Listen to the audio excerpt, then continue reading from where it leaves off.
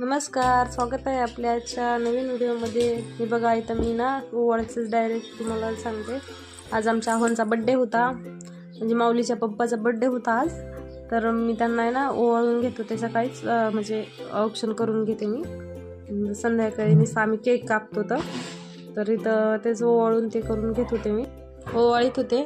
तर इथं आता बड्डे एकाच असतो तरी पण आम्हाला सगळ्यांनाच ओवाळायचं असतं बरं का, कोणाचाही बड्डे असला तरी. हे बघा आमचा माऊली फोटो काढत होता तिकडं, फोटोग्राफरचे फोटो चालले. तर आता पिहू बसली तर मग मी पिहूला पण ओवाळून घेत होते.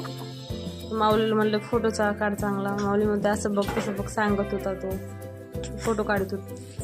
फोटो वगैरे काढून घेतले. आता पिहू पण कशी ओवाळते बघा, पिहूला पण ओवाळायचं होतं तिच्या पप्पाला. पिहू पण ओवाळून घेते. पहिली साखर चारली त्यांना.